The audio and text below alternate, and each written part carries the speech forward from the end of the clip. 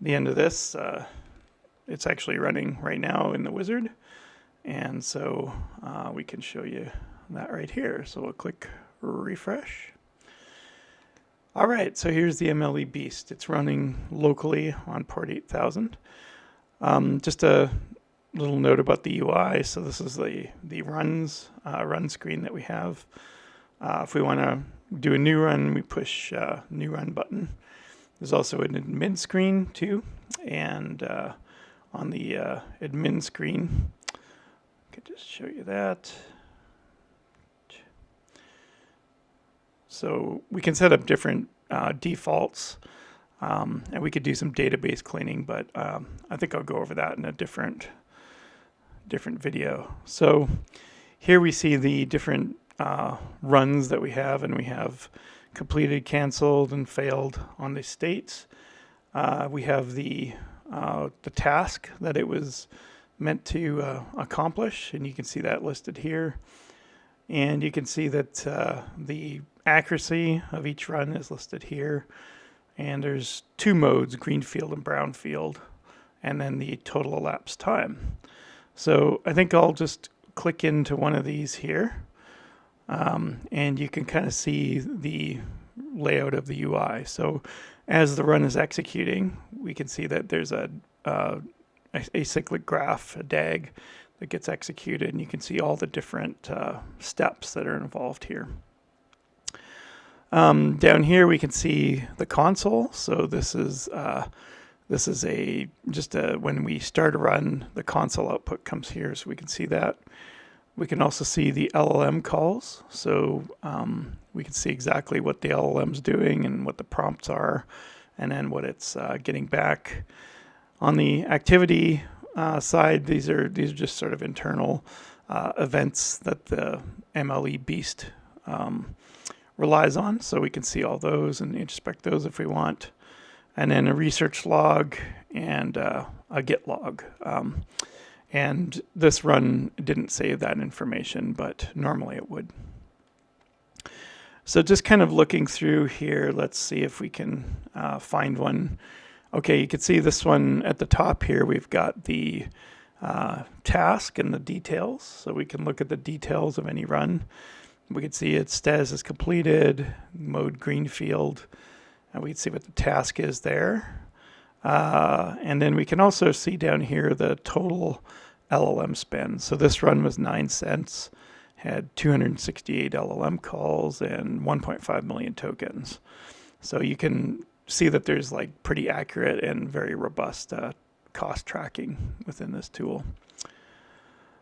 Click on the training here.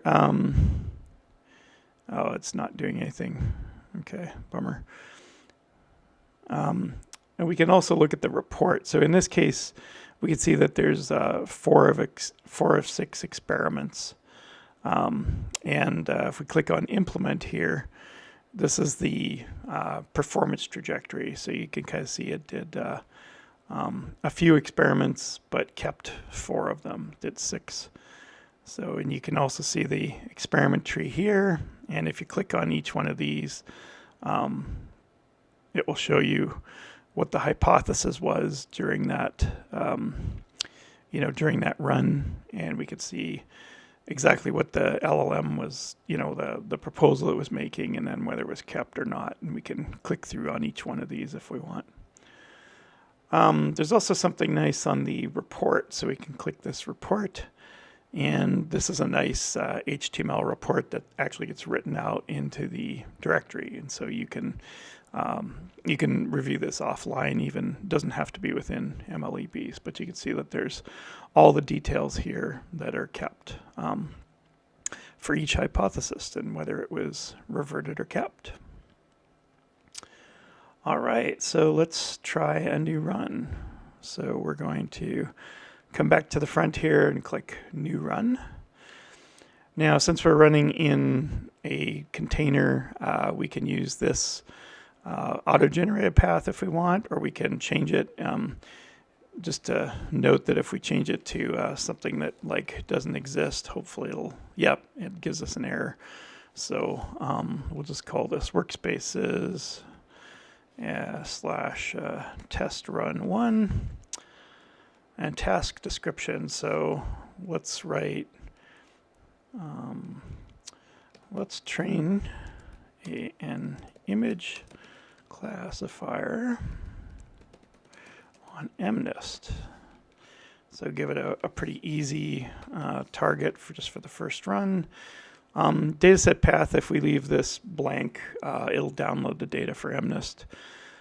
This is a greenfield. We could do existing, but this is a greenfield run because there's, it's MNIST. So accuracy, higher is better.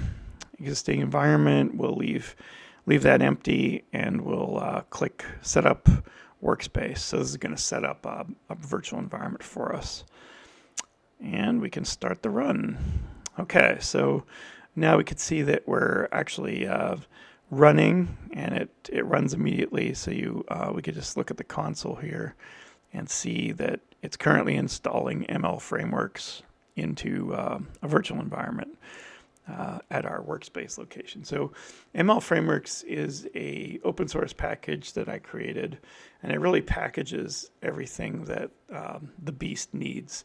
I found that LLMs and the Beast was actually very bad at trying to debug pip install errors, and so a lot of times it would find, it'd be trying to do an install and it would get confused by what pip was telling it and go into this hole and just burn tokens. And so I finally got fed up and said, okay, enough is enough. We're going to make this ML Frameworks, which is a open source package that you could just download if you want. So the MLE Beast actually uses this package, and it uses poetry and installs whatever it needs there. So it's much more, I found that the run success was much higher after doing this. So we'll just kind of wait for that to finish. It's going to take a minute or two to finish. All right, it's coming to the end there, and it looks like it found CUDA, and it prints out what torch version it's using. And now it actually initializes a Git repo in that same environment there, so and puts it on a branch. So the idea being that the Beast uses Git heavily during the hill climb portion. Okay, now we can see we're in something called data analysis, and so this is basically an EDA, exploratory data analysis, and we can actually see what's going on here. Is we can see all these tool calls from the data analysis agent. And you are an elite ML engineer doing EDA. The user is giving you a task, a data set. So what's going through here is actually trying to figure out exactly what's with the data. So in this case, it's MNIST, and it's doing a data analysis. The first part of the data analysis is to download the data. And once that's done, then it goes to this critic, which says, hey, did you find the data? Did you analyze it properly? And so kind of core in this pattern, you'll see this in the workflow, is that there's an actor and a critic. In this case, the actor is the data analysis, and then the critic looks at the outputs and said, did you create a data analysis.md file? Did you analyze the data properly? And this is kind of core to the whole workflow here, where the MLE Beast is a series of actors and critics that are tied together in these retry loops. Now under the LLM, we can see we're in baseline mode here, and you can see that we're doing a bunch of tool calls. So here the prompt is you're an ML engineer building the initial baseline for a project. So that's why this is called baseline, is because this is the first time that we're writing the code. So we're going to just create a baseline implementation, and then we're going to train it, we're going to test it, and if it meets our accuracy, great. If not, we're going to go into this hill climbing loop, where this is Karpathy's auto research loop that's embedded in this harness here. So, but the first call is just to the baseline implementation.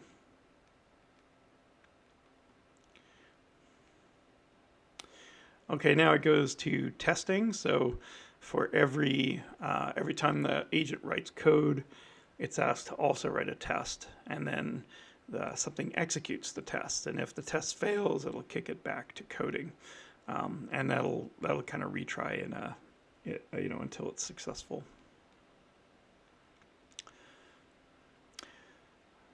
All right, now we go into training. So if we click on training here, once the training logs start showing up here, we'll start to see some graphs that are going to be written in this area here, and then we can kind of watch the training progress. Future update, I think, would be connecting into something like weights and biases, or Hugging Face Track.io or something. Oh, and there we have an error, so let's see what happens. If it's going to recover from this error or not. This will be a good test, actually. You can see our cost counter as well. So far we've spent a penny on this run, so this is generally pretty cost effective. If you get tired of looking at dark mode, you can click this button and it'll switch it to light mode for those people that like. But I prefer dark mode. Okay, so this time it got kicked back to baseline because basically the code didn't work. So it tried to do training, ran an error, and analyzed that. It says, oh, okay, we got an error. We got to kick it all the way back to coding. So that's the retry loop in action. Here we can see that error that we saw too. So we also saw that on the console, but this error is also captured in the event log.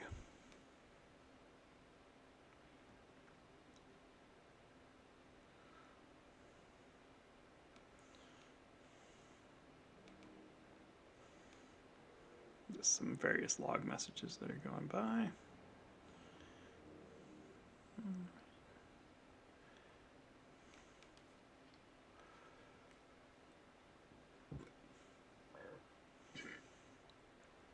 Now the agent's writing tests. Okay, looks like we passed all the tests, so that's good.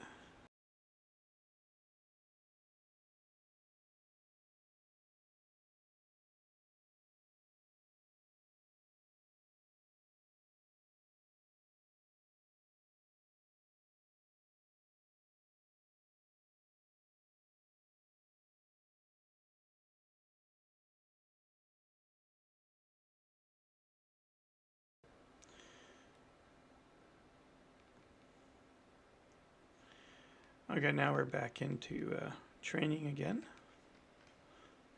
I think that's the old error. So, okay, there we go.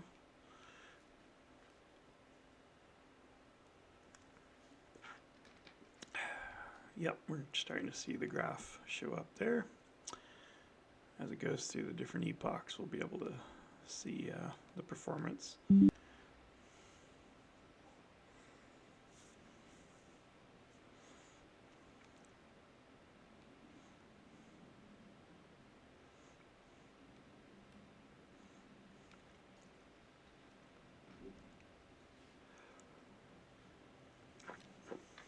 Now if we go back to the front here, we can see that the current run is showing up on the top there. So you can see our cost is still pretty low.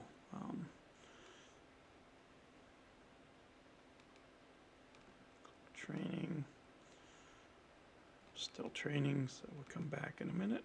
Okay. Now it passed training this time, so I didn't find any issues there. And now it's running evaluate. So with the evaluate, it's running, on the test, on the hold output. So what it does there is it takes the best model checkpoint, and then we'll install them, refresh the model from the checkpoint, and then it will run. It'll run on the holdout test split there. So this will give us the accuracy of the model.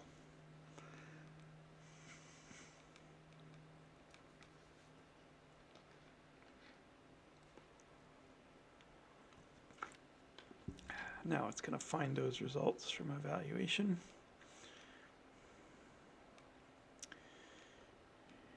You can see it's doing a bunch of finder tool calls to find the results.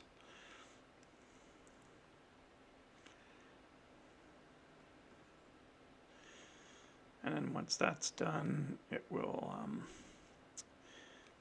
send it to the critic. There we go, and the run is completed. So we can look at the report, and we achieved 0.99 accuracy, so that was higher than our target. So we only took one step, only one experiment, 12 minutes total elapsed.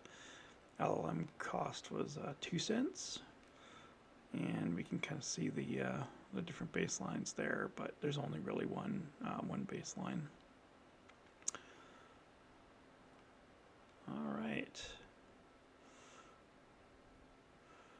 and then look under research. We can see that we've got an entry there, and then also in the Git log, you can see that we've got an entry there as well. So you can see that we have the initial workspace set up, and then a baseline and add research log.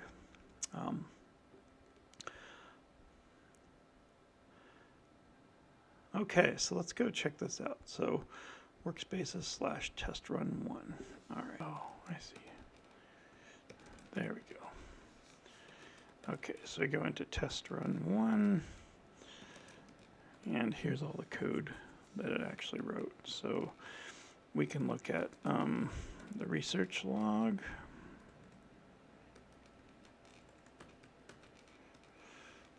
Which is not very, but we can do also a git status in here and git log. We can see that everything gets logged to Git. So yeah, so that is a tour of the MLE Beast. Hope you enjoyed it. Please try it out, and I'd love to hear your feedback about it.